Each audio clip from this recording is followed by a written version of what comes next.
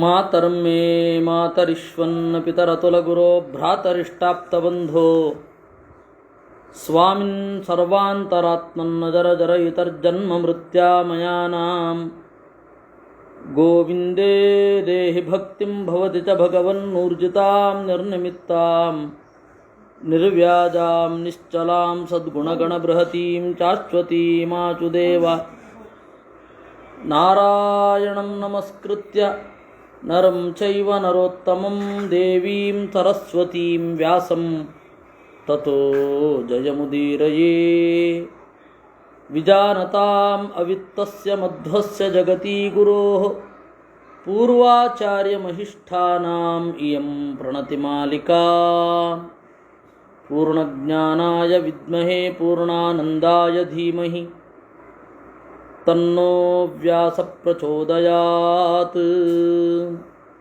ಸರ್ವಾನೇತಾನ್ ಶರವರ್ಷೇಣ ಕೃಷ್ಣೋ ವಿಸೂತವಾಜಿಧ್ವಜಶಸ್ತ್ರವರ್ಮಣಃ ಕೃತ್ವಾ ವಮಚ್ಛೋಣಿತಾನ್ ಆರ್ತರೂಪಾನ್ ವಿದ್ರಾವಯಾಮಾತ ಹರಿರ್ಯಥಾ ಮೃಗಾನ್.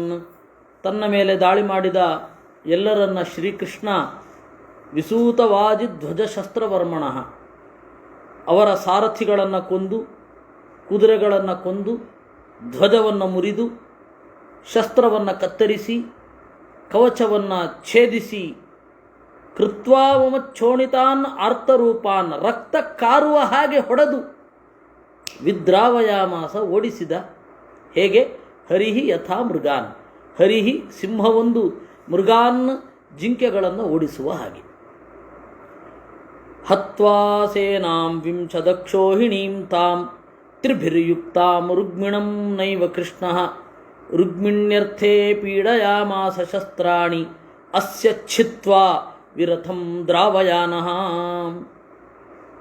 ವಿಂಶದಕ್ಷೋಹಿಣೀಂ ಸೇನಾಂ ತ್ರಿಭಿರ್ಯುಕ್ತಾಂ, 3ರಿಂದ ಕೂಡಿದ 20 ಅಕ್ಷೋಹಿಣಿ ಸೇನೆ, ಅಂದರೆ 23 ಅಕ್ಷೋಹಿಣಿ ಸೇನೆಯನ್ನು ಕೊಂದು ರುಕ್ಮಿಯನ್ನು ಕೊಲ್ಲಲಿಲ್ಲ. ಯಾಕೆ ಅಂದರೆ ರುಗ್ಮಿಣ್ಯರ್ಥೇ, ರುಗ್ಮಿಣಿಗಾಗಿ. ಛಿತ್ವಾ ವಿರಥಂ ದ್ರಾವಯಾನ, ಅವನ ಶಸ್ತ್ರಗಳನ್ನೆಲ್ಲ ಕತ್ತರಿಸಿ ರಥವನ್ನು ಮುರಿದು ಓಡಿಸಿದ ಅಂತೆ. ನೋಡಿ, ಜಗತ್ಪ್ರಸಿದ್ಧ ಪ್ರೇಮಿಗಳಲ್ಲಿ ರೋಮಿಯೋ ಜೂಲಿಯೆಟ್ ಬರ್ತಾರೆ.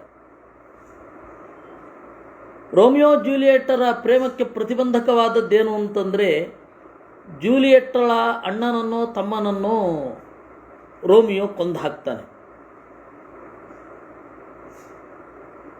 ಹಾಗೆ ಮಾಡಬಾರದು ಅಂತ. ಪ್ರೀತಿಸಿ ಮದುವೆಯಾಗುವಾಗ ಅದು ಯಾರು ಬೇಕಾರಿರಲಿ, ಅಣ್ಣ ತಮ್ಮಂದಿರನ್ನು ಕೊಲ್ಲಬಾರದು. ಯಾಕೆ ಅಂದರೆ ಅದು ಅವಳ ಮೇಲೆ ಗಾಢವಾದ ಪರಿಣಾಮ ಉಂಟು ಮಾಡುತ್ತೆ. ಹೀಗಾಗಿ ಶ್ರೀಕೃಷ್ಣ, ಅದು ರೋಮಿಯೋ ಜೂಲಿಯೆಟ್ ಅರ್ಧದಲ್ಲಿ ಮುಗಿದೋಯ್ತು ಬಿಡಿ, ವಿಷ ಕುಡ್ಕೊಂಡು ಇಬ್ಬರು ಸತ್ರು. ಆದರೆ ಕೃಷ್ಣ ರುಗ್ಮಿಣ್ಯರ್ಥೇ ನೈವ ಪೀಡಯಾಮಾಸ, ರುಗ್ಮಿಣಿಗಾಗಿ ಪೀಡಿಸಲಿಲ್ಲ. ಯಾವುದೇ ಕಾರಣಕ್ಕೂ ಹೆಂಡತಿಯ ಬಂಧುಗಳಲ್ಲಿ ಗಂಡನಾದವನಿಗೆ ಒಂದು ಸಾಫ್ಟ್ ಕಾರ್ನರ್ ಇರಬೇಕು ಅಂತ ತೋರಿಸಲಿಕ್ಕೆ ಅಂತ ಆಚಾರ್ಯರು ಮುಂದೆ ಹೇಳ್ತಾರೆ. ಆಮೇಲೆ ಅವಳು ಕಳಂಕಿನಿ ಆಗ್ತಾಳೆ. ಇವಾಗ ರುಕ್ಮಿಣಿ ಸಹಜವಾಗಿ ಪ್ರೀತಿಸಿದಳು, ಸ್ವಾಭಾವಿಕವಾದ ಪ್ರೀತಿ, ಅವರಿಗೇನು ಲೇಪವೇ ಇಲ್ಲ, ಅದು ಬೇರೆ. ಹಾಗಂತ ಹೇಳಿ ಕೊಂದರೆ ಕೊಲ್ಲು ಅಂತ ಹೇಳಿ ತಟಸ್ಥಳಾಗಿ ಇರಲಿಲ್ಲ. ರುಕ್ಮಿಯನ್ನು ಕೊಲ್ಲಬೇಡ ಅಂತ ಕಾಲು ಹಿಡಿದ್ಲು. ಅಂದರೆ ನಿಮ್ಮ ಪ್ರೇಮ ಸ್ವಚ್ಛವಾಗಿ ಇರಬೇಕು ಅಂತಾದರೆ, ಇವಳು ಓಡಿ ಹೋದ್ದರಿಂದ ಅಣ್ಣ ತಮ್ಮಂದಿರ ಕೊಲೆಯಾಯಿತು ಅಥವಾ ತಂದೆಗೆ ತೊಂದರೆಯಾಯಿತು ಅಂತ ಇರಬಾರ್ದು. ಈ ತರಹದ ಯೋಚನೆ ನೀತಿಯನ್ನು ಜಗತ್ತಿಗೆ ತೋರಿಸಿದ್ದು. ಹೀಗಾಗಿ ರುಗ್ಮಿಣ್ಯರ್ಥೇ ನೈವ ಪೀಡಯಾಮಾತ ಅಂತ ಹೇಳ್ತಾರೆ. ರುಗ್ಮಿಣಿಗಾಗಿ ನೈವ ಪೀಡಯಾಮಾಸ, ಪೀಡಿಸಲಿಲ್ಲ. ಮತ್ತೆ ಹಾಗಂತ ಹೇಳಿ ಅವನ ಕೈಲಿ ಹೊಡೆಸ್ಕೊಳ್ಳೂ ಇಲ್ಲ. ವಿರಥಂ ದ್ರಾವಯಾನ, ಓಡಿಸಿದ್ದು. ಹೀಗೆ ದೇವರ ಒಂದೊಂದು ಕ್ರಿಯೆಯಲ್ಲಿಯೂ ಕೂಡ ಬಹಳ ಸಂದೇಶಗಳಿವೆ. ಜರಾಸುತೋ ರೌಹಿಣೇಯೇನ ಯುದ್ಧಂ ಚಿರಂ ಕೃತ್ವಾ ತನ್ಮುಸಲೇನ ಪೋಥಿತಃ ವಿಮೋಹಿತಃ ಪ್ರಾಪ್ತಸಂಜ್ಞಶ್ಚಿರೇಣ ಕ್ರುದ್ಧೋ ಗದಾಂ ತದುರಸ್ಯಭ್ಯಪಾತಯತ್. ಜರಾಸಂಧ ರೌಹಿಣೇಯೇನ ಬಲರಾಮನ ಜೊತೆಗೆ ಚಿರಂ ಯುದ್ಧಂ ಕೃತ್ವ ದೀರ್ಘವಾಗಿ ಯುದ್ಧ ಮಾಡಿದ. ತನ್ಮುಸಲೇನ ಪೋಥಿತಃ ಅವನ ಒನಕೆಯ ಪೆಟ್ಟು ತಿಂದ. ವಿಮೋಹಿತಃ ಎಚ್ಚರ ತಪ್ಪಿ ಕೆಳಗಡೆ ಬಿದ್ದ. ಚಿರೇಣ ಬಹಳ ಕಾಲ ಆದಮೇಲೆ ಪ್ರಾಪ್ತಸಂಜ್ಞ ಅರಿವು ಪಡೆದಿದ್ದ. ಕ್ರುದ್ಧ ಮುನಿಸಿನಿಂದ ಗದಾಂ ಗದೆಯನ್ನ ತದುರಸಿ ಅಭ್ಯಪಾತಯತ್ ಗದೆಯಿಂದ ಬಲರಾಮನ ಎದೆಗೆ ಹೊಡೆದ. ತೇನಾಹತಸ್ತು ಭೃಚಂ ರೋಹಿಣೇಯ ಪಪಾತ ಮೂರ್ಛಾಭ್ಯ ತಕ್ಷಣೇನ ಅಜೇಯತ್ವಂ ತಸ್ಯ ದತ್ತಂ ಹಿಧಾತ್ರ ಪೂರ್ವಂ ಗೃಹೀತೋ ವಿಷ್ಣುನಾ ರಾಮಗೇನ. ತೇನ ಆಹತಃ ಜರಾಸಂಧನ ಪೆಟ್ಟಿನಿಂದ ರೌಹಿಣೇಯ ಪಪಾತ ಮೂರ್ಛೆಗೊಂಡು ಬಿದ್ದ. ಯಾಕೆ ಅಂದರೆ ಬ್ರಹ್ಮದೇವರು ಅಜೇಯತ್ವಂ ದತ್ತಂ ಅಜೇಯತ್ವವನ್ನು ಕೊಟ್ಟಿದ್ದರು. ಮತ್ತು ಮೊದಲು ಹೊಡೆದ ಅಂತ ನೀವೇ ಅಲ್ವಾ ಹೇಳಿದ್ದಲ್ವಾ ಅಂದರೆ ಆಚಾರ್ಯರು ಹೇಳಿದ್ರು ಪೂರ್ವಂ ಗೃಹೀತೋ ವಿಷ್ಣುನ ರಾಮಗೇನ ಅಂತ. ಬಲರಾಮನ ಒಳಗಡೆ ಇರುವ ಸಂಕರ್ಷಣ ರೂಪಿ ಪರಮಾತ್ಮನ ಅನುಗ್ರಹದಿಂದ ಜರಾಸಂಧ ಸೋತಿದ್ದು. ಯಾವಾಗ ಸಂಕರ್ಷಣನ ಆವೇಶ ತಟಸ್ಥವಾಯಿತೋ ಆವಾಗ ಬಲರಾಮನನ್ನು ಜರಾಸಂಧ ಸೋಲಿಸಿದ. ಅಲ್ಲಿ ಹರಿವಂಶದಲ್ಲಿ ತಟಸ್ಥವಾಗಿದೆ. ಒಂದು ಸರ್ತಿ ಅವನು ಗೆದ್ದ, ಇನ್ನೊಂದು ಸರ್ತಿ ಇವನು ಗೆದ್ದ ಅಂತ.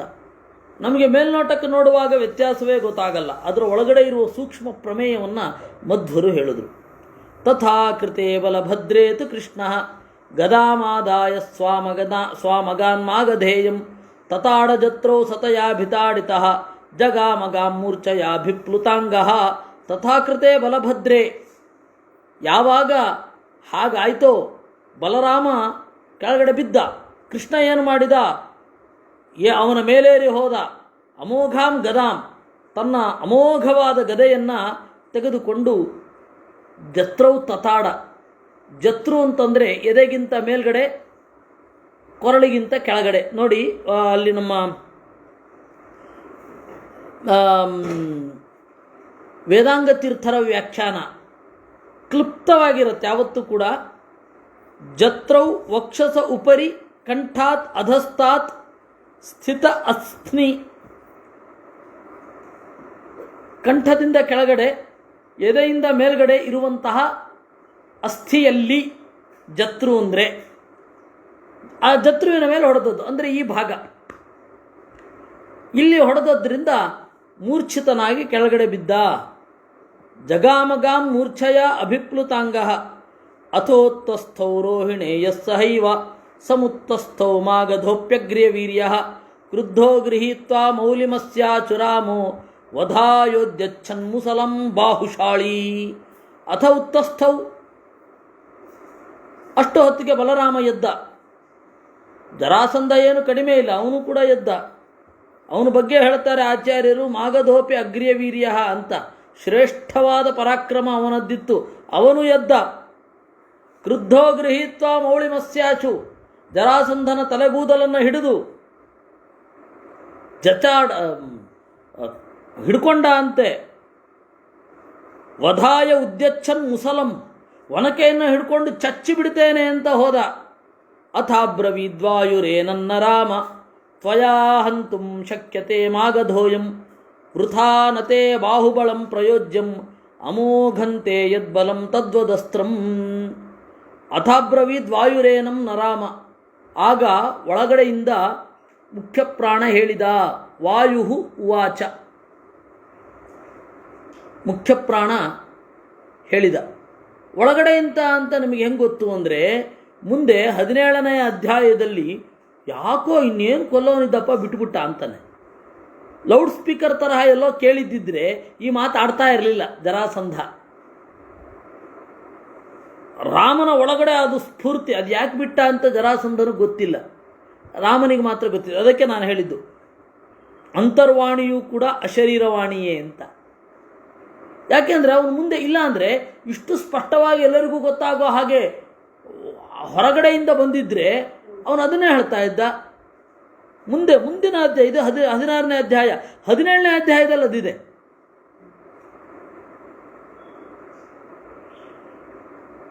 ಆ ಕಾರಣದಿಂದ ಹೇಳಿದ್ದು ಅಂತರ್ವಾಣಿ ಅಂತ. ಅಶರೀರವಾಣಿ ಏನಿದೆ ಅದು ಅಂತರ್ವಾಣಿ.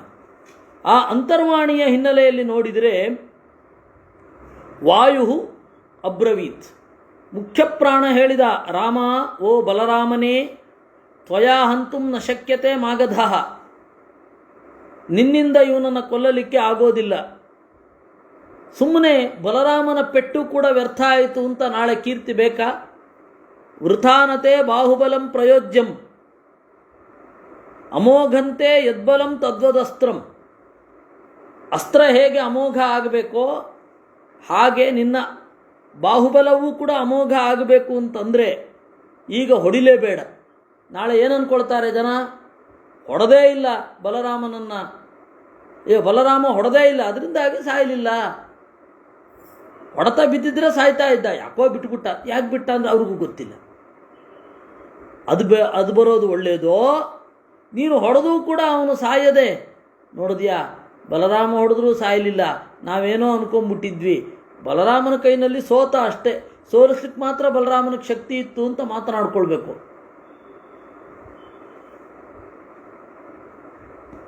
ಏನು ಮಾಡ್ಬೇಕು ಹೇಳು? ಯೋಚನೆ ಮಾಡಿದ. ಅನ್ಯೋ ಹಂತ ಬಲವಾನಸ್ಯ ಚೇತಿ ಶ್ರುತ್ವಾ ಯಯೌ ಬಲಭದ್ರೋ ವಿಮುಚ್ಯ ಜರಾಸುತಂ ಪುನರುದ್ಯಚ್ಛಮಾನಂ ಜಘಾನ ಕೃಷ್ಣೋ ಗದಯಾ ಸ್ವಯೈವ. ಅನ್ಯೋ ಹಂತ ಬಲವಾನ್, ಇನ್ನೊಬ್ಬ ಇದ್ದಾನೆ ಕೊಲ್ಲುವವನು, ಅತ್ಯಂತ ಬಲಿಷ್ಠನಾದವ, ಅವನು ಕೊಲ್ತಾನೆ, ನೀನೀಗ ಕೊಲ್ಲಬೇಡ ಅಂದಾಗ ಬಲರಾಮ ಅವನನ್ನು ಬಿಟ್ಟ. ಅವನು ಸುಮ್ಮನೆ ಇರ್ತಾನೆ, ಬಿಟ್ಟರೆ ಅವನು ಹೊಡಿಲಿಕ್ಕೆ ಬಂದ. ಆಗ ಕೃಷ್ಣ ಹೋದ. ಜಘಾನ ಕೃಷ್ಣೋ ಗದಯಾ ಸ್ವಯೈವ, ಕೃಷ್ಣ ತನ್ನ ಗದೆಯಿಂದ ಮತ್ತೆ ಜರಾಸಂಧನಿಗೆ ಹೊಡೆದ. ತೇನ ಹತಸ್ರಸ್ತ ಸಮಸ್ತ ಗಾತ್ರ ಪಪಾತ ಮೂರ್ಛಾಭಿಗತ ಸರಾಮಃ ಚಿರಾತ್ ಸಂಜ್ಞಾಂ ಪ್ರಾಪ್ಯ ಚಾಂತರಹಿತೋತೌ ಸಂಪ್ರಾದ್ರವತ್ ಭೀತ ಸಲಜ್ಜಃ. ತೇನ ಆಹತಃ, ಅವನಿಂದ ಪೆಟ್ಟು ತಿಂದ, ಸ್ರಸ್ತ ಸಮಸ್ತ ಗಾತ್ರ, ಇಡೀ ಮೈಯ ಶಕ್ತಿಯೆಲ್ಲ ಸೋರಿ ಹೋದ ಹಾಗೆ ಆಯಿತಂತೆ. ಮೂರ್ಛಾಭಿಗತಃ, ಮೂರ್ಛೆಯನ್ನು ಹೊಂದಿದ. ಚಿರಾತ್ ಸಂಜ್ಞಾಂ ಪ್ರಾಪ್ಯ, ಬಹಳ ದೀರ್ಘಕಾಲದ ಮೇಲೆ ಸಂಜ್ಞೆ ಬಂತು. ಅಂತರ್ಹಿತೋಸೌ ಸಂಪ್ರಾದ್ರವತ್, ತನ್ನನ್ನು ಮುಖ ಮುಚ್ಕೊಳ್ಳಿಕ್ಕೆ ಪ್ರಯತ್ನ ಪಟ್ಟನಂತೆ. ಭೀತಃ, ಭಯ ವಿಪರೀತ ಭಯ. ಸಲಜ್ಜ, ಲಜ್ಜೆಯಿಂದ ಕೂಡಿದ್ದ. ಯಯೌ ಶಿಷ್ಟೈರಾಜಭಿಸ್ಸಂಯುತಶ್ಚ ಪುರಂ ಜೀವ ಇತ್ಯೇವ ಕೃಷ್ಣೇನ ಮುಕ್ತಃ ಪುನರ್ಯುದ್ಧಂ ಬಹುಚಕ್ಯೇ ತವೇನ ಕೃತ್ವಾ ಜಿತೋ ರಾಜಗಣೈ ಸಮೇತಃ. ಅಳಿದುಳಿದ ರಾಜರಿಂದ ಕೂಡಿಕೊಂಡು ಪಟ್ಟಣಕ್ಕೆ ಹೋದ. ಜೀವ ಬದುಕೋ ಹೋಗು ಅಂತನ್ನುವ ರೀತಿಯಲ್ಲಿ ಶ್ರೀಕೃಷ್ಣ ಅವನನ್ನು ಬಿಟ್ಟ. ಪುನರ್ಯುದ್ಧಂ ಬಹುಚಕ್ಯೇ ತವೇನ, ಹೀಗೆ ಬಹಳ ಬಾರಿ ಯುದ್ಧ ಮಾಡಿ ಸೋತಿದ್ದ ಅಂತ ಮತ್ತೆ ಇಲ್ಲಿ ಹೇಳ್ತಾರೆ. ಅಂದರೆ ಇಮಿಡಿಯೇಟ್ ಅಲ್ಲ, ಈ ಯುದ್ಧ 3ನೇ 4ನೇ ಯುದ್ಧದಲ್ಲಿ ಇಷ್ಟೇ ಆಗಿದ್ದು. ಹೋದ. ಹೀಗೆ ಬಹಳ ಯುದ್ಧಗಳನ್ನು ಸೋತ ಅಂತ ಹಿಂದಿನ ಮುಂದಿನ ಯುದ್ಧಗಳನ್ನೆಲ್ಲ ಕಲಸಿ ಹೇಳಿದ್ದು, ವೃತ್ತಾಂತಗಳನ್ನು ಕಲಸಿ ಹೇಳಿದ್ದು. ಕೃಷ್ಣೋ ಜಿತ್ವಾ ಮಾಗಧಂ ರೋಹಿಣೇಯ ಯುಕ್ತೋ ಯಯೋಧಮ ಘೋಷೇಣ ಸಾರ್ಧಂ ಪಿತೃಶ್ವಸಾಯಾ ಪತಿನಾ ತೇನ ಚೋಕ್ತಃ ಪೂರ್ವಂ ಜಿತೇನಾಪಿ ಯುಧಿಸ್ಮ ಬಾಂಧವಾನ್. ಕೃಷ್ಣ ಜಿತ್ವ, ಶ್ರೀಕೃಷ್ಣ ಮಾಗಧಂ ಜಿತ್ವ, ಜರಾಸಂಧನನ್ನು ಸೋಲಿಸಿ ರೌಹಿಣೇಯ ಯುಕ್ತ, ಬಲರಾಮನಿಂದ ಕೂಡಿಕೊಂಡು ಹೊರಟ. ದಮಘೋಷ ಬಂದು ಸೇರಿಕೊಂಡ. ದಮಘೋಷ ಯಾರು? ಶಿಶುಪಾಲನ ಅಪ್ಪ. ಇವರಿಗೇನಾಗಬೇಕು? ಪಿತೃಶ್ವಸಾಯಾ ಪತಿನ. ಇದನ್ನೆಲ್ಲ ಅದು ಹೆಂಗೆ ಕೂಡಿಸ್ತಾರೋ? ಪಿತೃಶ್ವಸಾಯಾ ಪತಿನ. ಪಿತೃಶ್ವಸ ಅಂದರೆ ಅತ್ತೆ. ಪಿತೃಶ್ವಸಾಯಾ ಪತಿನ, ಅತ್ತೆಯ ಸೋದರತ್ತೆಯ ಗಂಡ. ನೋಡಿ, ಗ್ರಾಮ್ಯಾಟಿಕಲಿ ಸ್ವಸಾ ಸ್ವಸಾರೌ ಸ್ವಸಾರಹ ಅಂತ ಶಬ್ದ ಆಗಿ ಅದರ ತೃತೀಯ ವಿಭಕ್ತಿ ಏಕವಚನ ಸ್ವಸ್ರ ಅಂತ ಆಗತ್ತೆ. ಷಷ್ಠಿ ವಿಭಕ್ತಿ ಏಕವಚನ ಪಿತೃಶ್ವಸುಹು ಅಂತ ಆಗತ್ತೆ, ಶ್ವಸಾಯಾಹ ಅಂತ ಆಗಲ್ಲ. ಇನ್ನು ಪತಿಶಬ್ದ ಇಕಾರ ಅಂತ ಇದೆ. ಆ ಪತಿಶಬ್ದದ ತೃತೀಯ ವಿಭಕ್ತಿ ಏಕವಚನ ಪತ್ಯ ಅಂತ ಆಗತ್ತೆ, ಪತಿನ ಅಂತ ಆಗಲ್ಲ. ಮಧ್ವಾಚಾರ್ಯರೋ ಪಿತೃಶ್ವಸಾಯಾಹ ಪತಿನ ಅಂತ. ಇದನ್ನ ಅಪಾಣಿನೀಯ ಅನ್ನೋದೊಂದು ಬಿಟ್ಟರೆ ಬೇರೆ ದಾರಿಯೇ ಇಲ್ಲ. ಅದಕ್ಕೆ ದೇವರ ದಯೆಯಿಂದ ಋಗ್ಭಾಷ್ಯಾದಿಗಳಿಗೆ ವ್ಯಾಖ್ಯಾನ ಬರೆದು ಬಲಾತ್ಕಾರವಾಗಿ ಪಾಣಿನೀಯ ಪ್ರಕ್ರಿಯೆಗಳನ್ನು ತೂರಿಸುವವರು ಮಹಾಭಾರತ ತಾತ್ಪರ್ಯ ನಿರ್ಣಯಕ್ಕೆ ವ್ಯಾಖ್ಯಾನ ಬರೀಲಿಕ್ಕೆ ಹೋಗಲಿಲ್ಲ.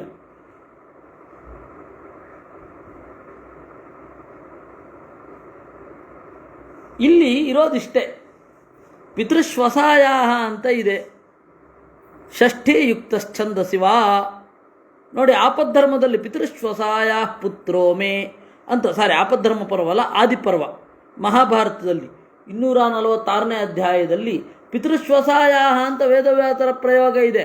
ಅದರಂತೆ ಇವ್ರು ಮಾಡಿದ್ರು.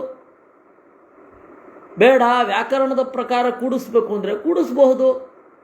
ಷಷ್ಠಿ ಯುಕ್ತಶ್ಚಂದಸಿವಾ, ಷಷ್ಠಿಯಿಂದ ಕೂಡಿದರೆ ಛಂದಸ್ಸಿನಲ್ಲಿ ಅಂದರೆ ವೇದ ತುಲ್ಯವಾದ ಗ್ರಂಥದಲ್ಲಿ ರೂಪ ಆಗತ್ತೆ ಪಿತೃಶ್ವಸಾಯ ಪತಿನ. ನಾನು ಯಾಕೆ ಈ ವ್ಯಾಕರಣದ ಪ್ರಕ್ರಿಯೆಯನ್ನು ಹೇಳ್ತಾ ಇದ್ದೀನಿ ಅಂತಂದರೆ, ಬಹಳ ಜನರಿಗೆ ಅನಿಸಿರಬಹುದು ಯಾಕೆ ಈ ವ್ಯಾಕರಣ ಪ್ರಕ್ರಿಯೆ ನಮಗೆ ಬೇಡ ಅಂತ. ಬೇಡ, ಹೌದು, ಆದರೆ ತಿಳ್ಕೊಂಡಿದ್ರೆ ಒಳ್ಳೆಯದು. ಯಾರಿಗೆ ಇದರಲ್ಲಿ ಇಂಟ್ರೆಸ್ಟ್ ಇಲ್ಲ ಅವ್ರು ಬಿಡ್ಬೋದು. ಬೇಕಾದರೆ ಒಂದು 2 ನಿಮಿಷದ ಉಪನ್ಯಾಸವನ್ನು ಸ್ಕಿಪ್ ಮಾಡ್ಕೊಂಬಿಡಿ, ಏನು ನಷ್ಟ ಇಲ್ಲ. ಆದರೆ ಯಾರಿಗೆ ಪ್ರಚಲಿತ ವಾದ ವಿವಾದಗಳಲ್ಲಿ ಗಮನ ಇದೆ ಅವರು ಈ ಆಸಕ್ತಿಯಿಂದ ಕೇಳಬಹುದು. ಮಧ್ವಾಚಾರ್ಯರು ಅಪಾಣಿನೀಯ ಪ್ರಯೋಗವನ್ನು ಮಾಡಿದ್ದಾರೆ. ಇದೇನೂ ಹೊಸದಲ್ಲ. ಯಾಕೆ ಅಂದರೆ ಭಟ್ಟತಿರಿ ಅಂತ ಹೇಳಿ ನೀವು ಕೇಳಿರಬಹುದು. ನಾರಾಯಣೀಯಂ ಅಂತ ಹೇಳಿ ಕೇರಳದ ಕಡೆ ಅವರ ಹಾಡುಗಳನ್ನು ಗಟ್ಟಿಯಾಗಿ ಹಾಡ್ತಾರೆ. ಆ ಭಟ್ಟತಿರಿಯ ಒಂದು ಗ್ರಂಥ ಇದೆ, ಪ್ರಕ್ರಿಯಾ ಸರ್ವಸ್ವ ಅಂತ. ಆ ಪ್ರಕ್ರಿಯಾ ಸರ್ವಸ್ವದಲ್ಲಿ ಅಪಾಣಿನೀಯ ಪ್ರಯೋಗಗಳ ಸಾಧುತ್ವವನ್ನು ನಿರೂಪಣೆ ಮಾಡಿದ್ದಾರೆ. ಇತ್ತೀಚೆಗೆ ನಮ್ಮ KP ರಾವ್ ಅನ್ನುವವರು ಆ ಭಟ್ಟತಿರಿ ಮಾಡಿದ ಕೆಲಸವಾದ ಈ ಅಕ್ಷರಗಳ ಬಗ್ಗೆ, ಭಾಷಾಶಾಸ್ತ್ರದ ಬಗ್ಗೆ ಏನು ಕೆಲಸ ಮಾಡಿದ್ದಾರೆ ಅದರ ಬಗ್ಗೆ ಒಂದು ಪುಸ್ತಕ ಬರೆದಿದ್ದಾರೆ, ವರ್ಣಕ ಅಂತ. ಇಂಟ್ರೆಸ್ಟ್ ಇದ್ದವರು ಓದಬಹುದು. ಯಾಕೆ ಹೇಳಿದೆ ನಾನು ಅಂತಂದರೆ, ಈ ತರಹದ ಪ್ರಯೋಗಗಳಾಗಿದೆ. ಅಪಾಣಿನೀಯ ಪ್ರಯೋಗ ಮಧ್ವಾಚಾರ್ಯರೊಬ್ಬರೇ ಮಾಡಿರೋದಲ್ಲ, ಬೇಕಾಷ್ಟು ಜನ ಅಪಾಣಿನೀಯ ಪ್ರಯೋಗವನ್ನು ಮಾಡಿದ್ದಾರೆ. ಕಾಳಿದಾಸನ ಗ್ರಂಥಗಳಲ್ಲಿ ಅಪಾಣಿನೀಯ ಪ್ರಯೋಗ ಇದೆ, ಭವಭೂತಿಯದ್ರಲ್ಲಿ ಇದೆ. ಸಂಸ್ಕೃತದ ಸಾಹಿತ್ಯದಲ್ಲಿ ಒಬ್ಬರಿಗೆ ಜ್ಞಾನಪೀಠ ಪ್ರಶಸ್ತಿ ಬಂತು, ಸತ್ಯಪ್ರಕಾಶ ಶಾಸ್ತ್ರಿಗಳು ಅಂತ. ಅವರು 95ನೇ ಇಸ್ವಿಯಲ್ಲಿ ಮೊನ್ನೆ ಹೋದರು. ಅವರು ಡೆಲ್ಲಿಯಲ್ಲಿ ಇರ್ತಿದ್ರು. ಡೆಲ್ಲಿ ಲಾಲ್ ಬಹದ್ದೂರ್ ಯೂನಿವರ್ಸಿಟಿ ಇರ್ಬೋದು, ಲಾಲ್ ಬಹದ್ದೂರ್ ಶಾಸ್ತ್ರಿ, ಒಟ್ಟು ದೊಡ್ಡ ಕೆಲಸದಲ್ಲಿದ್ದರು. ಬಹಳ ದೊಡ್ಡ ಪೋಸ್ಟು, ಸೆಂಟ್ರಲ್ ಗವರ್ಮೆಂಟ್. ಅವ್ರಿಗೊಬ್ಬರಿಗೇನೆ ಜ್ಞಾನಪೀಠ ಪ್ರಶಸ್ತಿ ಬಂದಿದ್ದು ಸಂಸ್ಕೃತದಿಂದ. ಸಂಸ್ಕೃತದಲ್ಲಿ ಅವರು ಮಾಡಿದ ಕೆಲಸಕ್ಕೆ ಅವರಿಗೆ ಜ್ಞಾನಪೀಠ ಪ್ರಶಸ್ತಿ ಬಂತು. ಅವರು ನಿಜವಾಗಿಯೂ ನಿಜವಾದ ಅರ್ಥದಲ್ಲಿ ಜ್ಞಾನಪೀಠ ಅವಾರ್ಡ್ ವಿನ್ನರ್ ಅಲ್ಲ, ಜ್ಞಾನಪೀಠ ಅವಾರ್ಡಿ ಅಷ್ಟೇ. ನಿಜವಾದ ಅರ್ಥದಲ್ಲಿ ಯೋಗ್ಯರಿದ್ದರು ಅದಕ್ಕೆ. ಅವರ ತಂದೆ ಚಾರುದೇವ ಶಾಸ್ತ್ರಿಗಳು ಅಂತ, ಅವರೊಂದು ಪುಸ್ತಕ ಬರೆದಿದ್ದಾರೆ, ಶಬ್ದಾಪಶಬ್ದ ವಿವೇಕ ಅಂತ ಅದರ ಹೆಸರು. ಆ ಶಬ್ದಾಪಶಬ್ದ ವಿವೇಕದಲ್ಲಿ ಯಾವ ಯಾವ ವೈಯಾಕರಣರು ಯಾವ ಯಾವ ಪ್ರಯೋಗಗಳನ್ನು ತಪ್ಪು ಅಂತ ಹೇಳ್ತಾರೆ ಅಂತ ಒಂದು ಲಿಸ್ಟು. ಅದರಲ್ಲಿ ವೇದವ್ಯಾಸರು ಏನು ಎಷ್ಟು ಅಪಾಣನೀಯ ಪ್ರಯೋಗವನ್ನು ಮಾಡಿದ್ದಾರೆ ಲಿಸ್ಟ್ ಕೊಟ್ಟಿದ್ದಾರೆ. ಕಾಳಿದಾಸ ದುರುಕ್ತಿ ಶಿಕ್ಷಾ, ಭವಭೂತಿ ದುರುಕ್ತಿ ಶಿಕ್ಷಾ, ಹಾಗೊಂದು ಲಿಸ್ಟ್ ಇದೆ. ಅಂದರೆ ಮಧ್ವಾಚಾರ್ಯರು ಒಬ್ಬರೇ ಅಪಾಣಿನೀಯ ಪ್ರಯೋಗಗಳನ್ನು ಮಾಡಿರೋದಲ್ಲ, ಮತ್ತು ಮಧ್ವರ ಅಪಾಣಿನೀಯ ಪ್ರಯೋಗಗಳನ್ನು ಹೇಗೋ ಸಮರ್ಥನೆ ಮಾಡಿಕೊಳ್ಳೋದು ಬೇಕಿಲ್ಲ. ಎಲ್ಲಿ ಸಮರ್ಥನೆ ಮಾಡಲಿಕ್ಕಾಗತ್ತೋ ಅಲ್ಲಿ ಮಾಡ್ಬೋದು, ಇಂಥ ಕಡೆಯಲ್ಲೆಲ್ಲ ಎಲ್ಲಿ ಮಾಡಲಿಕ್ಕಾಗತ್ತೆ?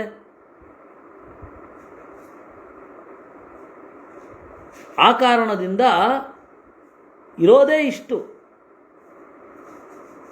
ನಾವು ಅಪಾಣಿನೀಯ ಪ್ರಯೋಗ ಮಾಡಬಾರ್ದು, ಅವ್ರು ಮಾಡಬಹುದು. ಗರುಡನಿಗೆ ಹಾರ್ಲಿಕ್ಕೆ ಸಾಮರ್ಥ್ಯ ಇದೆ ಅಂತ ಗುಬ್ಬಿ ಹಾರ್ಲಿಕ್ಕೆ ಹೋಗಬಾರ್ದು ಅಷ್ಟೆ. ದೊಡ್ಡ ಕುದುರೆ ಚೇಷ್ಟೆ ಮಾಡಬಾರ್ದು. ನಾವು ಮಾಡಬೇಕಾದ್ರೆ ವ್ಯಾಕರಣದ ಪ್ರಕಾರ ಮಾಡಬೇಕು. ಹಾಗಂತ ಹೇಳಿ ಮಧ್ವಾಚಾರ್ಯರು ಮಾಡಬೇಕು ಅಂತ ಹೇಳಾಗತ್ತೆ, ಯಾಕೆಂದರೆ ಅವರಿಗೆ ಭಾಷೆಯಲ್ಲಿ ಆ ಮಟ್ಟದ ಪ್ರಭುತ್ವ ಇದೆ, ಅವ್ರು ಮಾಡ್ತಾರೆ. ದುರುಕ್ತಿ ಅಂತಂದರೆ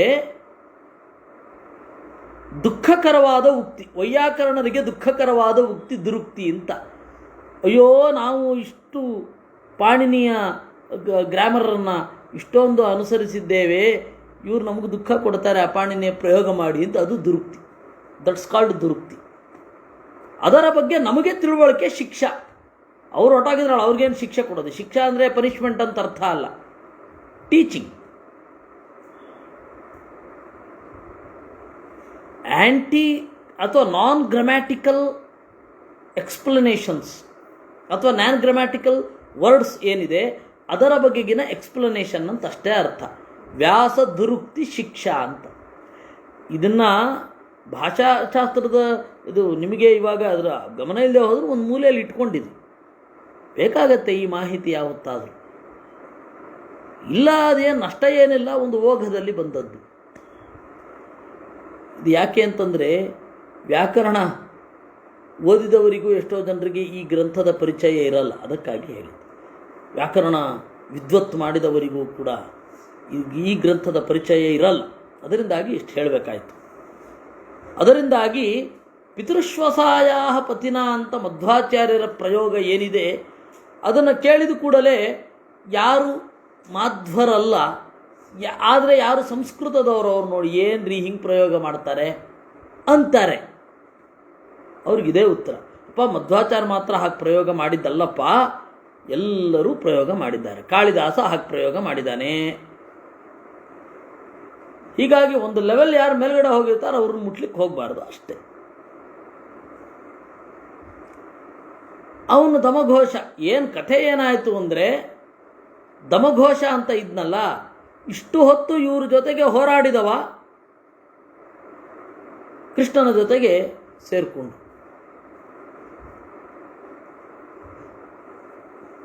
ಬಾಂಧವಾತ್ ಇಲ್ಲಿ ತನಕ ಹೋರಾಡಿದ್ದು. ಆಮೇಲೆ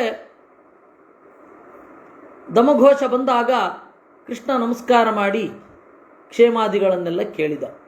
ಆ ಮಟ್ಟದ ಈ ರುಕ್ಮಿಣಿ ಮದುವೆ ಆಗಿಲ್ಲ, ಇನ್ನು ಮುಂದೆ ಆಗಬೇಕಷ್ಟೆ. ಇದು ರುಕ್ಮಿಗೆ ಸಂಬಂಧಪಟ್ಟಿದ್ದಲ್ಲ, ಶಿಶುಪಾಲನ ಅಪ್ಪ ಇದು. ಪಿತೃಶ್ವಸಾಯ ಪತಿನ ತೇನ ಚ ಉಕ್ತಃ.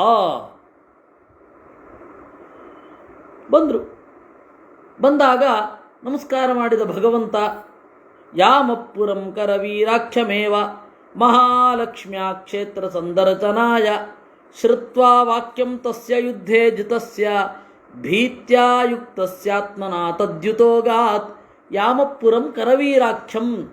ಕರವೀರಪುರಕ್ಕೆ ಹೋಗೋಣ. ಯಾಕೆ ಅಂದರೆ ಮಹಾಲಕ್ಷ್ಮಿಯ ಕ್ಷೇತ್ರ, ಅದನ್ನು ನೋಡಬೇಕು. ಕರವೀರಪುರ ಅಂದರೆ ಕೊಲ್ಲಾಪುರ. ಕೃಷ್ಣ ಬರುವ ಮೊದಲೇನೆ ಅದು ಕೊಲ್ಹಾಪುರ ಆಗೋಗಿದೆ. ಕೃಷ್ಣಾವತಾರ ಮುಗಿದು ಅವನು ಎಲ್ಲೋ ಪಾದಪ್ರಹಾರ ಆಗಿ ಅವಳೆಲ್ಲೋ ಇವನನ್ನು ಬಿಟ್ಟು ಅಲ್ಲಿಗೆ ಹೋಗಿ ಅದು ಯಾವುದು ಆಗೇ ಇಲ್ಲ, ಎಲ್ಲ ಬಿದ್ದೋಯ್ತು ದಮಕ್ ದಮಕ್ ಅಂತ. ಕೃಷ್ಣನ ಕಾಲಕ್ಕೇನೆ ಯಾಮಪುರಂ ಕರವೀರಾಖ್ಯಮೇವ, ಕರವೀರಪುರಕ್ಕೆ ಅಲ್ಲಿಗೆ ಹೋಗಿದ್ದಾರೆ.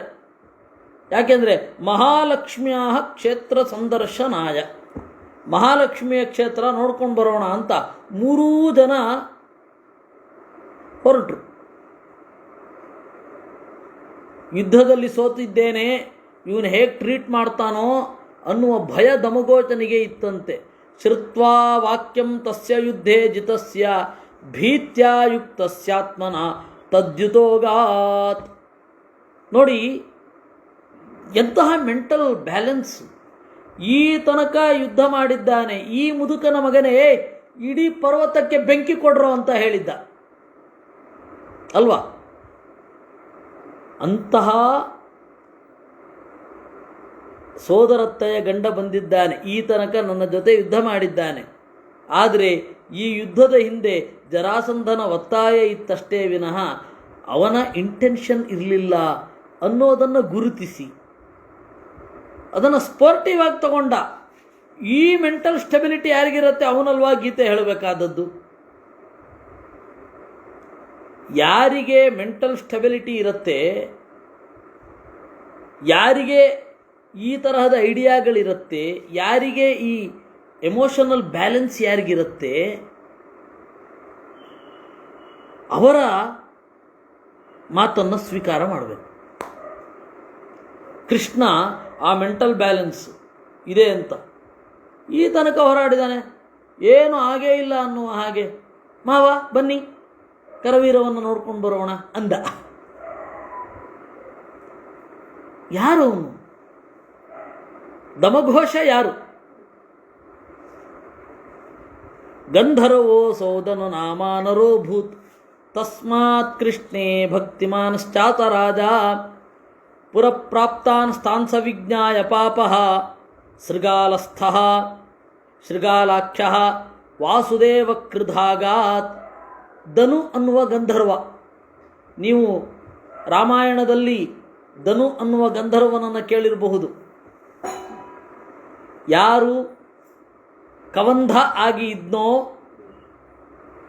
ಯಾರು ತಲೆಯನ್ನು ಹೊಟ್ಟೆಯೊಳಗಡೆ ಸಿಗಿಸಿಕೊಂಡು ಒದ್ದಾಡ್ತಾ ಕೈಗಳನ್ನು ಹಿರಿದಾಗಿ ಬೆಳೆಸಿ ಕವಂಧನಾಗಿ ರಾಮಲಕ್ಷ್ಮಣರನ್ನು ಹಿಡಿದಿದ್ನೋ, ತದನಂತರ ರಾಮನಿಂದ ಶಾಪ ವಿಮುಕ್ತಿಗೊಂಡು ಸುಗ್ರೀವನ ಬಳಿಗೆ ಹೋಗು, ಆಮೇಲೆ ಶಬರಿ ಕಾಯ್ತಾ ಇರ್ತಾಳೆ, ಸುಗ್ರೀವನ ಬಳಿಗೆ ಹೋಗು ಅಂತ ಎರಡಕ್ಕೆ ಲಿಂಕ್ ಕೊಟ್ಟನೋ ಅಂತಹ ಧನು ಇಲ್ಲಿ ದಮಘೋಷನಾಗಿ ಬಂದದ್ದು.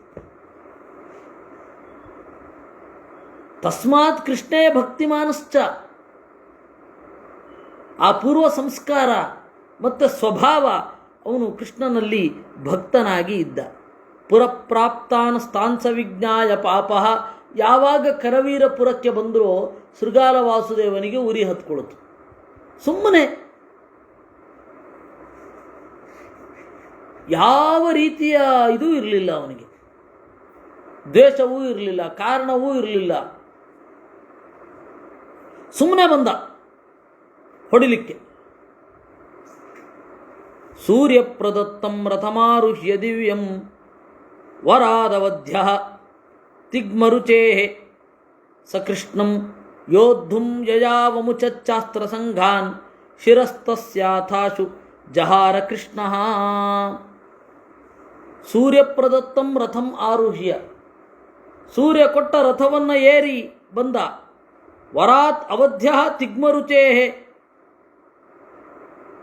ಸೂರ್ಯನ ವರ ಇತ್ತು, ಸೂರ್ಯ ಕೊಟ್ಟ ರಥದ ಬಲ ಇತ್ತು.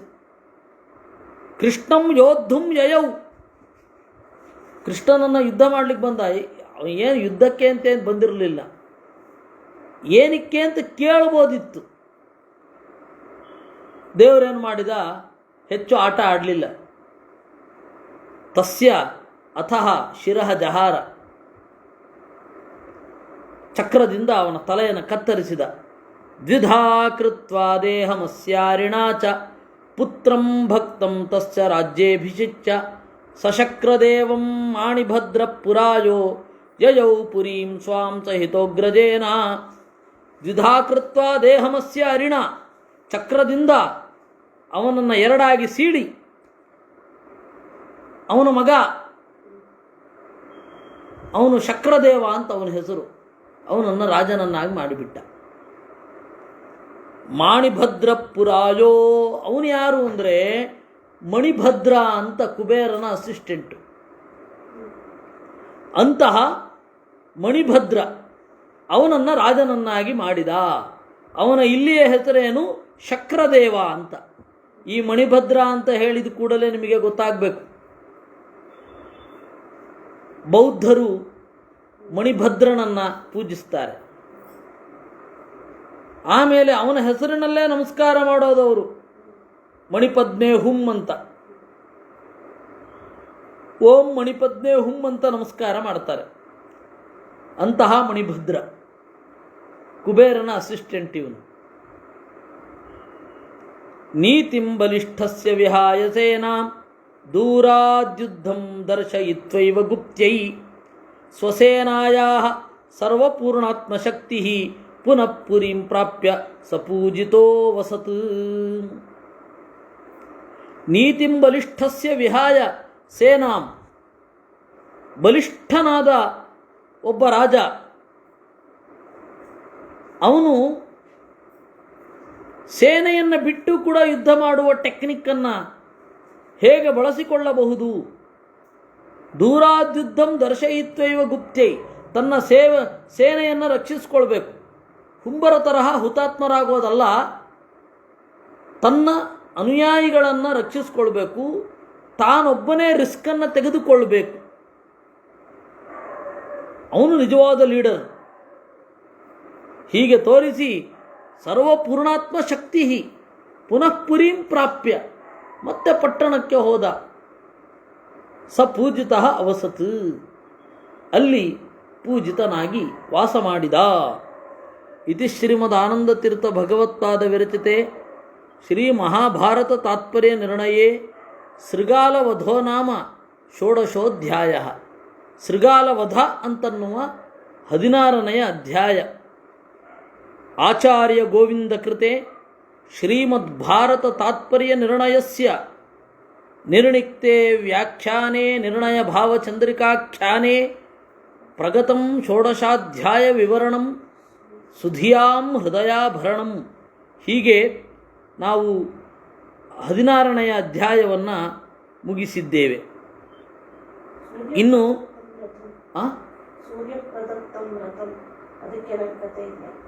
ಇಲ್ಲ, ಅದೇನು ಕಥೆ ಇಲ್ಲ. ಸೂರ್ಯ ಕೊಟ್ಟ ರಥ.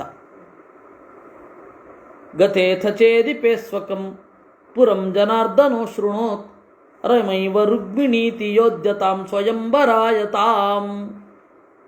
ಹೀಗೆ ಚೇದಿಪೇ ಪುರಂ ಗತೆ, ದಮಘೋಷ ಅವನನ್ನು ಬೀಳ್ಕೊಂಡ. 16ನೇ ಅಧ್ಯಾಯವನ್ನು ಮುಗಿಸಿ 17ನೇ ಅಧ್ಯಾಯಕ್ಕೆ ನಾವು ಕಾಲಿಡ್ತಾ ಇದ್ದೇವೆ. ಗತೆ ಅಥ ಚೇದಿಪೇ ಪುರಂ, ದಮಘೋಷ ಅವನು ಪಾಡಿಗೆ ಅವನು ಊರಿಗೆ ಹೋದ. ಇವನು ಇಲ್ಲಿ ಬಂದ. ಕೃಷ್ಣ ಮಧುರೆಯಲ್ಲಿ ಇದ್ದ. ಆಗ ಚಾರರೆಲ್ಲ ಸುದ್ದಿ ತಂದರು, ರುಕ್ಮಿಣಿಯ ಸ್ವಯಂವರ ಇದೆ ಅಂತ. ರಮೈವ ರುಕ್ಮಿಣೀ ಇತಿ ಯೋಧ್ಯತಾಂ ಸ್ವಯಂವರಾಯತಾಂ. ಲಕ್ಷ್ಮಿಯೇ ರುಕ್ಮಿಣಿಯಾಗಿ ಬಂದದ್ದು, ಅವಳು ಸ್ವಯಂವರಕ್ಕೆ ತಯಾರಾಗಿ ಇದ್ಲು. ಸರುಗ್ಮಿನಾಮಕೋಗ್ರಜ ಶ್ರಿಯೋದ್ವಿಷನ್ ರಮಾಪತಿಂ ಹರೆ ಪ್ರದಾತು ಮುದ್ಯತಾಂ ನ್ಯವಾರಯದ್ಹರಿ ಪ್ರಿಯಾಂ. ಸರುಗ್ಮಿನಾಮಕ ಅಗ್ರಜ, ರುಗ್ಮಿ ಅನ್ನುವ ಅವಳ ಅಣ್ಣ, ರಮಾಪತಿಂ ದ್ವಿಷನ್, ದೇವರ ಉತ್ಕಟ ದ್ವೇಷಿ, ಹರೇ ಪ್ರದಾತು ಮುದ್ಯತಾಂ, ಅವಳನ್ನು ಕೃಷ್ಣನಿಗೆ ಕೊಡಬೇಕು ಅಂತ ಬಂಧುಗಳೆಲ್ಲರ ಇಚ್ಛೆಯಾಗಿತ್ತು. ಅದನ್ನು ತಡೆದ. ಪ್ರಘೋಷಿತೆ ಸ್ವಯಂವರೇ ಥತೇನ ಮಾಗಧಾದಯ ಸಮೀಯುರುಗ್ರ ಪೌರುಚಾ ಸಸಾಲ್ವಪೌಂಡ್ರ ಛೇದಿಪಾ. ಯಾವಾಗ ಸ್ವಯಂವರ ಘೋಷಿತವಾಯಿತು ಆವಾಗ ಜರಾಸಂಧ, ಸಾಲ್ವ, ಪೌಂಡ್ರಕ ವಾಸುದೇವ ಮತ್ತು ಛೇದಿಪ ಅಂದರೆ ಶಿಶುಪಾಲ ಎಲ್ಲರೂ ಕೂಡ ಮೀಟಿಂಗಿಗೆ ಸೇರಿದರು. ತದಾ ಜಗಾಮ ಕೇಶವೋ ಜವೇನ ಕುಂಡಿನಂ ಪುರಂ ಸ್ಮೃತೋಥತೇನ ಪಕ್ಷಿರಾಟ್ ಸಮಾಜಗಾಮ ಕೇಶವಂ. ತದಾ ಆಗ ಕೇಶವ ಕೃಷ್ಣ ಜವೇನ ಕುಂಡಿನಂ ಪುರಂ ಜಗಾಮ, ವೇಗವಾಗಿ ಕುಂಡಿನ ನಗರಕ್ಕೆ ಹಾರಿದ ಗರುಡನಿಂದ ಕೂಡಿಕೊಂಡು. ಯಾಕೆ ಅಂದರೆ ಸ್ಮೃತೋಥತೇನ ಪಕ್ಷಿರಾಟ್, ಅವನು ನೆನಪಿಸಿದ ಕೂಡಲೇ ಬರಬೇಕಲ್ವ. ಅವನು ದೇವರು ನೆನಪಿಸಿಕೊಂಡ ಕೂಡಲೇ ಬರಬೇಕು. ದೇವರು ನೆನಪಿಸಿಕೊಂಡ, ಅವನು ಬಂದ. ಸಮಾಜಗಾಮ ಕೇಶವಂ, ದೇವರ ಬಳಿ ಬಂದ, ಹಾರಿದ ದೇವರನ್ನು ಹೊತ್ತುಕೊಂಡು. ಪತತ್ರ ವಾಯು ನಾಸ್ಯತೆ ನರೇಶ್ವರ ಪ್ರಪಾತಿತಾ ಯದೇದೃಚಂ ಪತತ್ರಿಣೋ ಬಲಂ ಹರೇಕ್ಕಿ ಮುಚ್ಯತೆ. ಯಾವಾಗ ಗರುಡ ಹಾರಿದ, ಅವನ ರೆಕ್ಕೆ ಬೀಸಿದ್ದರಿಂದ ಬಂದ ಗಾಳಿಯಿಂದ ಎಲ್ಲ ರಾಜರು ಧಮಕಂದಿದೋದ್ರಂತೆ. ಪತತ್ರ ವಾಯುನ ತೇ ನರೇಶ್ವರಾ ಪ್ರಪಾತಿತಾ. ಅಲ್ಲ, ಯದಾ ಈದೃಚಂ ಪತತ್ರಿಣ ಬಲಂ, ಅವನು ಕೂತ ಹಕ್ಕಿಯ ಬಲ ಹೀಗಿರಬೇಕಾದ್ರೆ ಇನ್ನು ಅದ್ರ ಮೇಲೆ ಕೂತ ದೇವರ ಬಲ ಹೇಗಿರಬೇಡ? ಹಕ್ಕಿಯ ಬಲವೇ ಹೀಗಿರಬೇಕಾದ್ರೆ ಹಕ್ಕಿಯ ಏರಿದ ದೇವರ ಬಲ ಹೇಗಿರಬೇಡ? ಕಿಮತ್ರಣ ಕೃತಂ ಭವೇತ್ ಸುಖಾಯ ಹೀತಿ ತೇ ಬ್ರುವನ್. ಅವರು ಎದ್ದು ಕೂತ್ಕೊಂಡ್ರು, ಸುಧಾರಿಸಿಕೊಂಡು ಹೇಳಿದ್ರಂತೆ, ದೊಡ್ಡ ಸಭೆ ಮೀಟಿಂಗ್ ಮಾಡ್ತಾ ಇದ್ದಾರೆಲ್ಲ. ಕಿಮತ್ರಣ ಕೃತಂ ಭವೇತ್ ಸುಖಾಯ, ಏನು ಮಾಡಿದ್ರೆ ನಮಗೆ ಸುಖ ಆಗತ್ತೆ? ಯಾರಾದರೂ ಹೇಳಿ ಅಂತ. ಅಥಾಬ್ರವೀತ್ ಜರಾಸುತೋ ಜಯೀಪಯೋಬ್ಧಿ ಮಂದಿರ ಕಿಲೈಷ ಪಕ್ಷಿವಾಹನೋ ಯತಶ್ಚ ನಾನ್ಯಥಾ ಭವೇತ್. ಆಗ ಅವನು ಹೇಳಿದನಂತೆ, ಜರಾಸಂಧ ಅವನು ಪಯೋಬ್ಧಿ ಮಂದಿರ, ಸಾಕ್ಷಾನ್ ನಾರಾಯಣ, ಅವನು ಯಾವಾಗಲೂ ಗೆಲ್ತಾ ಇದ್ದಾನೆ. ಕಿಲೈಷ ಪಕ್ಷಿವಾಹನ, ನೋಡಿ ಪಕ್ಷಿವಾಹನತ್ವ ಅನ್ನುವ ಲಿಂಗ ಅವನಿಗೆ ಮಾತ್ರ ಇರೋದು. ಲಿಂಗ ಅಂತಂದರೆ ಕ್ವಾಲಿಟಿ, ಗುಣ. ದೇವರು ಮಾತ್ರ ಅವತಾರ ರೂಪದಲ್ಲಿಯೂ ಪಕ್ಷಿವಾಹನನಾಗಿ ಇರೋದು, ಬೇರೆ ಯಾರೂ ಇಲ್ಲ. ಮೂಲ ರೂಪದಲ್ಲಿ ಮಾತ್ರ ಪಕ್ಷಿವಾಹನ ಆಗಿರ್ತಾರೆ. ಇವಾಗ ಸ್ಕಂದ ಮೂಲ ರೂಪದಲ್ಲಿ ಪಕ್ಷಿವಾಹನ, ಆದರೆ ಅವನು ಅವತಾರ ಮಾಡಿದ ಸ್ಕಂದ ಸಾಂಬನಾಗಿ, ಪಕ್ಷಿವಾಹನ ಆಗಲಿಲ್ಲ. ಹಂಸವಾಹನ ಬ್ರಹ್ಮ, ಅವನಿಗೆ ಅವತಾರವೇ ಇಲ್ಲ. ಹೀಗಾಗಿ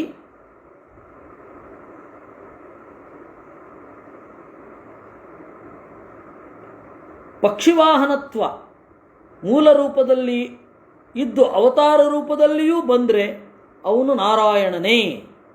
ನೋಡಿ, ಇದು ಇದರಲ್ಲಿ ಸುಂದರಕಾಂಡದಲ್ಲಿಯೂ ಕೂಡ ಉಂಟು. ವಿದಿತಂ ವಸ್ ಸುಪರ್ಣಸ್ಯ ಹ್ಯಾಗತಸ್ಯ ನೃಪೋತ್ತಮಾಃ ಅಂತ. ಕಂಪಿತಾ ಮನುಜಾಸ್ತರ್ವೇ ನಿಬ್ಜಾಶ್ಚ ಪತಿತಾ ಇತಿ ಕಥಮನ್ಯಸ್ಯ ಮರ್ತ್ಯಸ್ಯ ಗರುಡೋ ವಾಹನಂ ಭವೇತ್ ಅಂತ ಹರಿವಂಶ.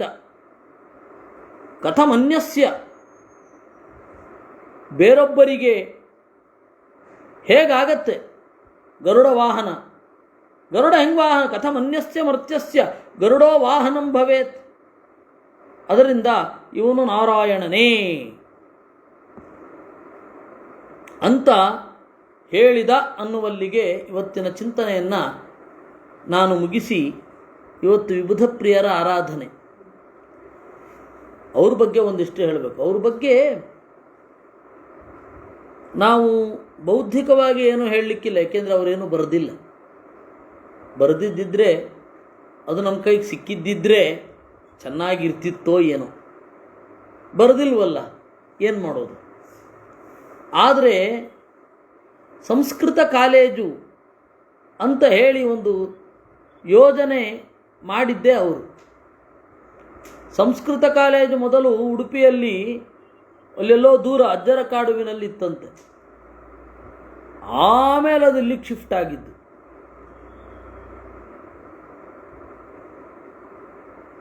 ವಿಬುಧ ಪ್ರಿಯರು, ಅವರ ಶಿಷ್ಯರು 4 ಜನ. ಪೇಜಾವರ ಮಠದ ವಿಶ್ವಮಾನ್ಯರು, ಪೇಜಾವರ ಮಠದ ವಿಶ್ವಮಾನ್ಯರು, ಪಲಿಮಾರು ಮಠದ ರಘುಮಾನ್ಯರು, ವಿದ್ಯಾಮಾನ್ಯರು, ಆಮೇಲೆ ವಿಬುಧ ಮಾನ್ಯರು. ಇಷ್ಟು ಜನ. ಅವರ ಆರಾಧನೆ ಇವತ್ತು ಆದ್ದರಿಂದ ಅವರನ್ನು ನೆನಪಿಸಿಕೊಳ್ಳುವ ಒಂದು ಪ್ರಯತ್ನ. ಅದಕ್ಕೆ ಪಾಠದ ಕಡೆಯ 10 ನಿಮಿಷವನ್ನು ಅವರನ್ನು ನೆನಪಿಸಿಕೊಳ್ಳೋಣ ಅಂತ. ಅವ್ರಿಗೆ 4 ಜನ ಶಿಷ್ಯರು. ಅದರಲ್ಲಿ ವಿಬುಧಮಾನ್ಯರು ಬಹಳ ಪ್ರತಿಭಾವಂತರು. ಆದರೆ ಪ್ರಚಯಕ್ಕೆ ಬರಲಿಲ್ಲ, ಏನೋ ದೇವರ ಸಂಕಲ್ಪ. ವಿಶ್ವಮಾನ್ಯರು ಪ್ರಚಯಕ್ಕೆ ಹಾಗೆ ಬರಲಿಲ್ಲ. ವಿಶ್ವಮಾನ್ಯರಿಂದ ಆಶ್ರಮ ಸ್ವೀಕರಿಸಿದವರು ವಿಶ್ವೇಶತೀರ್ಥರು, ಅಂದರೆ ನಮ್ಮ ಗುರುಗಳು. ಇನ್ನು ರಘುಮಾನ್ಯರು, ಅವರು ಪಲಿಮಾರು ಮಠದವರು. ಈ ಮೂರು ಜನರದ್ದು ಒಳ್ಳೆಯ, ಅದರಲ್ಲಿ ಅತ್ಯಂತ ದೊಡ್ಡ ಶಿಷ್ಯ ಅಂದರೆ ನಾನು ಅಂತ ವಿದ್ಯಾಮಾನ್ಯರು ಹೇಳ್ಕೊತಾ ಇದ್ದರು. ಆಗ ವಿಬುಧ ಪ್ರಿಯರು ಹೇಳಿದ್ರಂತೆ, ನೀವು ಮಧ್ವವಿಜಯದ ಒಂದೊಂದು ಶ್ಲೋಕವನ್ನು 108 ಸರ್ತಿ ಬೈಹಾರ್ಟ್ ಮಾಡಬೇಕು ಅಂತ. ನನಗೆ ಆವಾಗ ವಿದ್ಯಾಮಾನ್ಯರದ್ದೇ ಮಾತಿನಲ್ಲಿ ನಾನು ಹೇಳ್ತಾ ಇರೋದು. ನನಗೆ ಆವಾಗ ನೆನಪಿನ ಶಕ್ತಿ, ಧಾರಣ, ವಿಮರ್ಶನ ಇವುಗಳೆಲ್ಲ ಇರಲಿಲ್ಲ.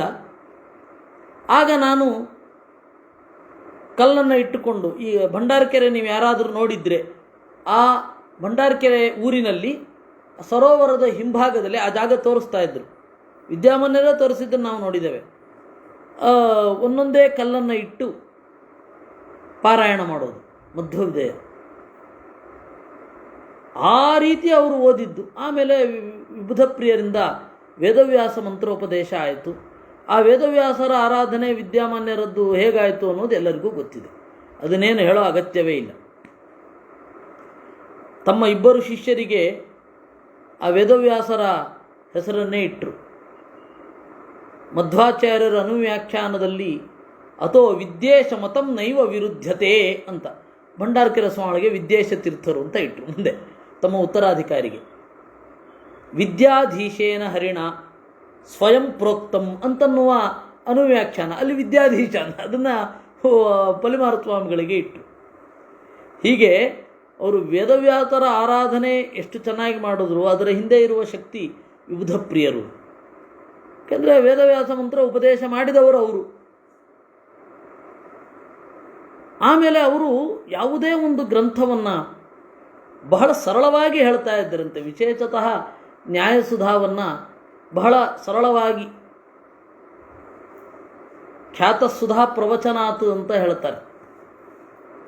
ಸುಧಾ ಪ್ರವಚನಾತ್ ಖ್ಯಾತಃ. ಅವರು ಆರಾಮವಾಗಿ ಒಂದು ಚೂರು ಕ್ಲೇಶ ಇಲ್ಲದೆ ನ್ಯಾಯಸುಧಾ ಪ್ರವಚನ ಪುಸ್ತಕ ನಿರಪೇಕ್ಷವಾಗಿ ಅನುವಾದ ಮಾಡಿ ಹೋಗ್ತಾ ಇದ್ರು. ಅದನ್ನು ಎಳತ್ತೂರು ಕೃಷ್ಣಾಚಾರ್ಯರು, ಅವರೆಲ್ಲ ದೊಡ್ಡ ದೊಡ್ಡ ತಾರ್ಕಿಕರು, ಎಳತ್ತೂರು ಕೃಷ್ಣಾಚಾರ್ಯರು ಮತ್ತು ಎಲಿಮೇಲಿಯ ವಾಸುದೇವಾಚಾರ್ಯರು, ಅವರೆಲ್ಲ ಅವತ್ತಿನ ಕಾಲದಲ್ಲಿ ಅಪರಗದಾಧರ ಅಂತ ಅವ್ರ ಹೆಸರು.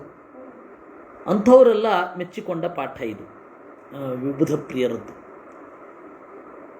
ನೀವು ವಿದ್ಯಾಮಾನ್ಯರ ಇದನ್ನು ಕೇಳಿ, ಆ ಉಪನ್ಯಾಸದ ಸ್ಟೈಲು ವಿದ್ಯಾಮಾನ್ಯರದ್ದು ಇದ್ದಾಗಿರ್ಬೋದು. ಯಾಕೆಂದರೆ ವಿಬುಧ ಪ್ರಿಯರು ಯಾವ ಕಾಲದಲ್ಲಿ ಹೋಗಿದ್ದು, ನಾವ್ಯಾರು ಅವರ ಹೆಸರು ಕೇಳಿದ್ದೇ ನಮ್ಮ ಪುಣ್ಯ, ಅಷ್ಟು ಹಳಬರವರು. ಇವರು ವಿಬುಧ ಪ್ರಿಯರ ಪಾಠವನ್ನು ಪ್ರತ್ಯಕ್ಷವಾಗಿ ಸವಿದವರೊಬ್ಬರು ಇದ್ದರು. ನಮ್ಮ ಗುರುಗಳ ದೊಡ್ಡಪ್ಪ, ಅಂದರೆ ಗೋವಿಂದಾಚಾರ್ಯರು ಅಂತೇನಿದ್ದಾರೆ, ಅವರ ದೊಡ್ಡಪ್ಪ, ತಂದೆಯ ಅಣ್ಣ, ಅವರು ವಿಬುಧ ಪ್ರಿಯರ ಹತ್ತಿರ ಪಾಠ ಕೇಳಿದ್ದು. ಆ ವಿಬುಧ ಪ್ರಿಯರವಾಗ ಸಂಸ್ಕೃತ ಕಾಲೇಜನ್ನು ಮಾಡಿದ್ದಿದ್ದು. ಆ ಸಂಸ್ಕೃತ ಕಾಲೇಜು ಬಹಳ ಜನ ವಿದ್ವಾಂಸರನ್ನು ಕೊಟ್ಟಿದೆ, ಬೇಕಾಷ್ಟು ಜನ ಗ್ರಂಥಕಾರರನ್ನು ಜಗತ್ತಿಗೆ ಕೊಟ್ಟಿದೆ. ಸಂಸ್ಕೃತ ಗ್ರಂಥಗಳನ್ನು ಅವರು ಬರೆದಿದ್ದಾರೆ.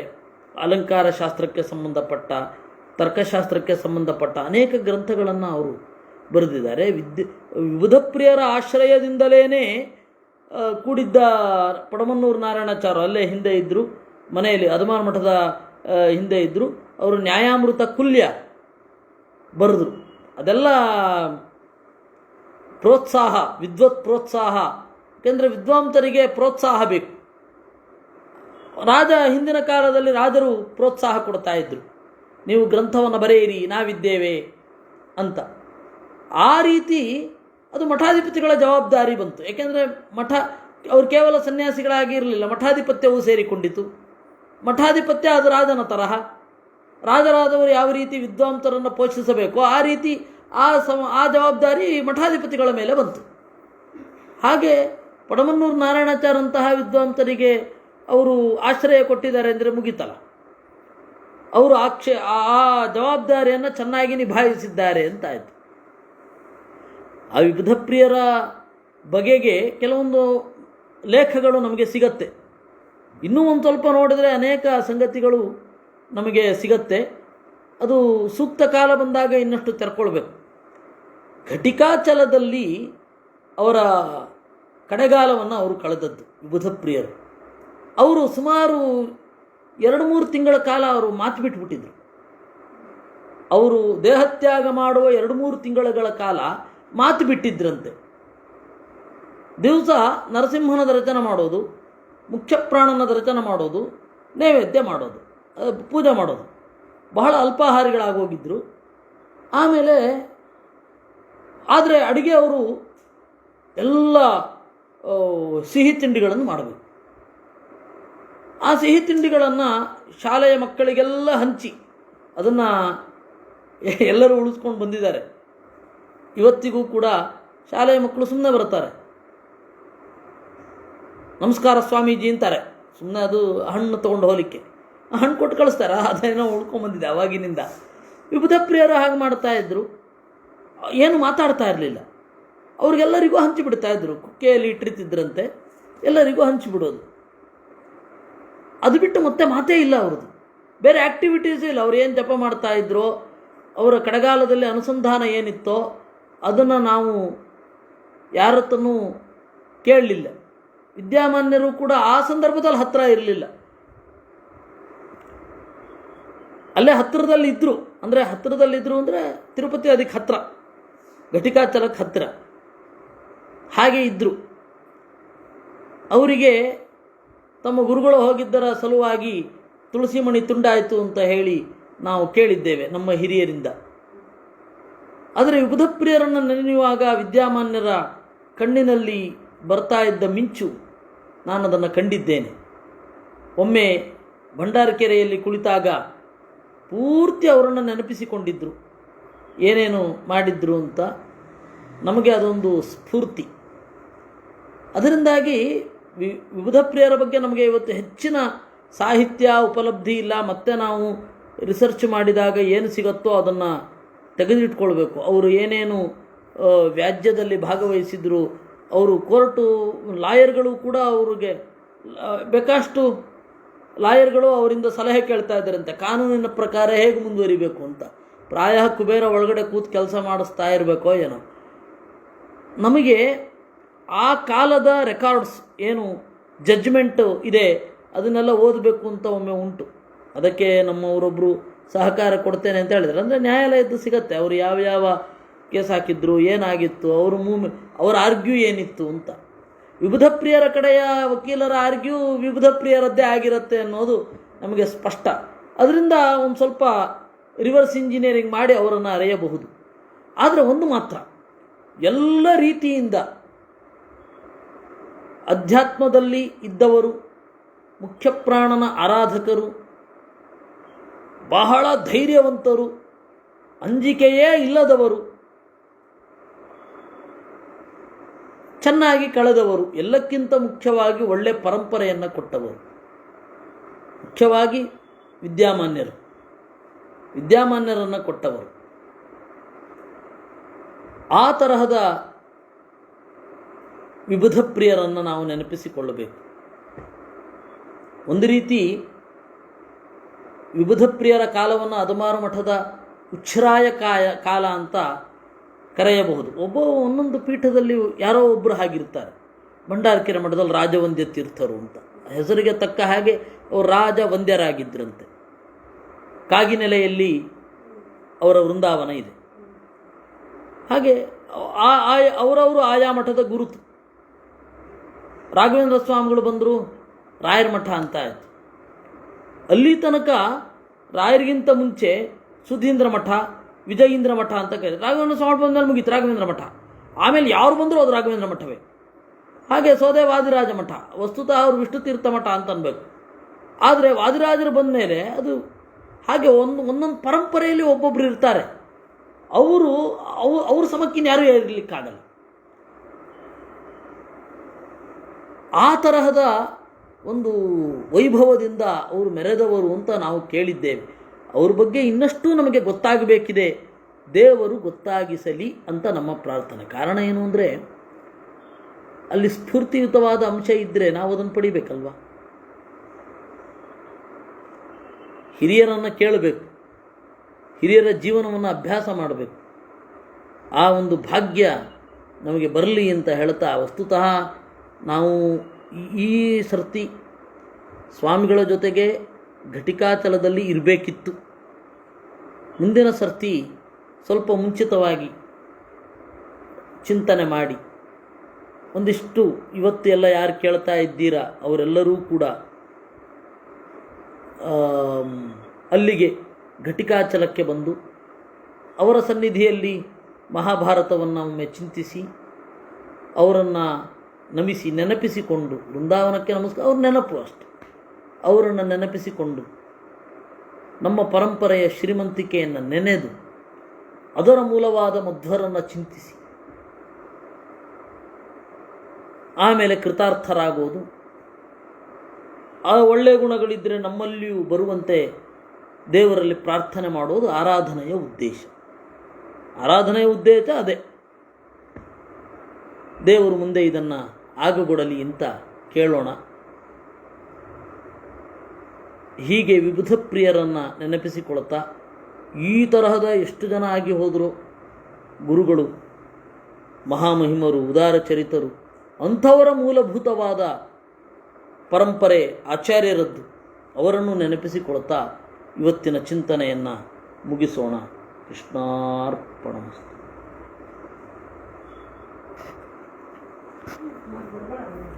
ನಾಳೆ ಯಥಾ ಪ್ರಕಾರ ಉಂಟು.